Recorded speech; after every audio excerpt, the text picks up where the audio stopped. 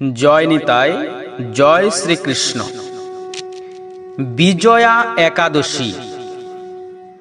এই একাদশীর নাম বিজয়া একাদশী কেন এবং মর্যাদা পুরুষোত্তম স্বয়ং শ্রীরামচন্দ্র কেনই বা এই একাদশীর ব্রত পালন করেছিলেন, আসুন জেনে নিই। হরে কৃষ্ণ, জয় নিতাই। বিজয়া একাদশীর ব্রত মাহাত্ম্য কথা বর্ণনা করছি, শ্রবণ করুন। স্কন্ধ পুরাণে এই একাদশীর মাহাত্ম্য বর্ণিত হয়েছে। মহারাজ যুধিষ্ঠির শ্রীকৃষ্ণকে বললেন, হে বাসুদেব, ফাল্গুন মাসের কৃষ্ণপক্ষের একাদশীর মাহাত্ম্য অনুগ্রহ করে আমাকে বলুন। তখন স্বয়ং শ্রীকৃষ্ণ যুধিষ্ঠিরকে বললেন, এই একাদশী বিজয়া নামে পরিচিত। এই একাদশী সম্পর্কে দেবর্ষি নারদ স্বয়ম্ভু ব্রহ্মাকে জিজ্ঞাসা করেছিলেন। তিনি এই প্রসঙ্গে যা বলেছিলেন তা আমি তোমাকে বলছি। এই পবিত্র পাপ বিনাশকারী ব্রত মানুষকে জয় দান করে বলেই এই একাদশীর নাম বিজয়া একাদশী। পুরাকালে শ্রী রামচন্দ্র 14 বৎসরের জন্য বনে গিয়েছিলেন। তখন সীতা ও লক্ষ্মণের সঙ্গে তিনি পঞ্চবটী বনে বাস করতেন। সেই সময় লঙ্কাধিপতি রাবণ সীতা দেবীকে হরণ করেন। সীতার অনুসন্ধানে রামচন্দ্র চতুর্দিক ভ্রমণ করতে থাকেন। তখন মৃতপ্রায় জটায়ুর সাথে তার সাক্ষাৎ হয়। জটায়ুর রাবণের সীতা হরণের সমস্ত ঘটনা রামচন্দ্রকে জানিয়ে মৃত্যুবরণ করল। এরপর সীতা উদ্ধারের জন্য বানররাজ সুগ্রীবের সাথে রামচন্দ্র বন্ধুত্ব স্থাপন করেন। ভগবান রামচন্দ্রের কৃপায় হনুমান লঙ্কায় গমন করেন।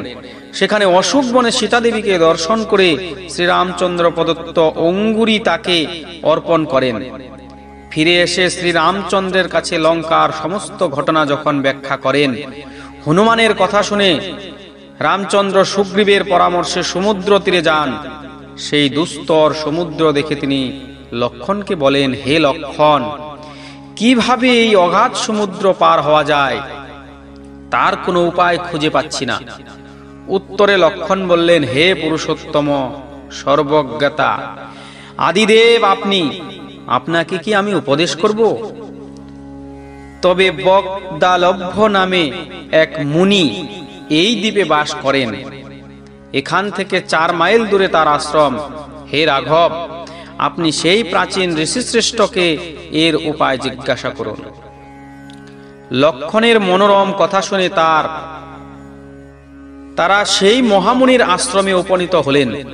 ভগবান রামচন্দ্র ভক্তরাজ সেই মুনিকে প্রণাম করলেন। মুনিবর শ্রীরামচন্দ্রকে পুরাণ পুরুষ বলে জানতে পারলেন। আনন্দ ভরে জিজ্ঞাসা করলেন, হে রামচন্দ্র, কি কারণে আপনি আমার কাছে এসেছেন, কৃপা করে আমাকে বলুন। তখন শ্রীরামচন্দ্র বললেন, হে মুনিবর, আপনার কৃপায় সৈন্যসহ আমি এই সমুদ্র তীরে উপস্থিত হয়েছি। রাক্ষস রাজের লঙ্কা বিজয় করাই আমার প্রধান উদ্দেশ্য। যাতে এই ভয়ঙ্কর সমুদ্র উত্তীর্ণ হতে পারি তার উপায় জানবার জন্য আমরা আপনার কৃপা প্রার্থনা করি। মুনিবর প্রসন্ন চিত্তে পদ্মলোচন রামচন্দ্রকে বললেন, হে রাম, আপনার অভীষ্ট সিদ্ধির জন্য যে শ্রেষ্ঠ ব্রত করণীয় তা আমি বলছি।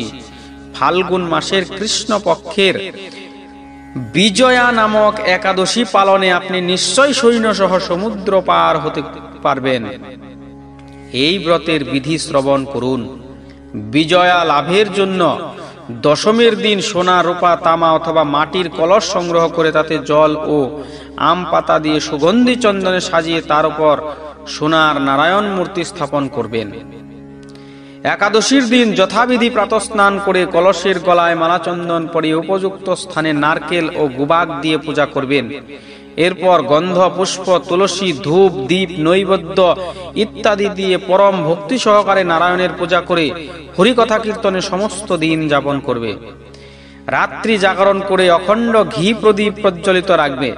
দ্বাদশীর দিন সূর্যোদয়ের পরে সেই কলস বিসর্জনের জন্য কোনো নদী, সরোবর বা জলাশয়ের কাছে বিধি অনুসারে পূজা নিবেদনের পর তা বিসর্জন দেবে। তারপর ওই মূর্তি বেদজ্ঞ ব্রাহ্মণকে দান করবে। এই ব্রত প্রভাবে নিশ্চয় আপনার বিজয় লাভ হবে। ব্রহ্মা বললেন, হে নারদ, ঋষির কথা মতো ব্রত অনুষ্ঠানের ফলে তিনি বিজয়ী হলেন। সীতা প্রাপ্তি, লঙ্কা জয়, রাবণ বধের মাধ্যমে তিনি অতুল কীর্তি লাভ করেছিলেন। তাই যথাবিধি যে মানুষ এই ব্রত পালন করবে তাদের এই জগতে জয়লাভ ও পরজগতে অক্ষয় সুখ সুনিশ্চিত জানবে। হে যুধিষ্ঠির, এই কারণে এই ব্রত পালন করা অত্যন্ত অবশ্য কর্তব্য।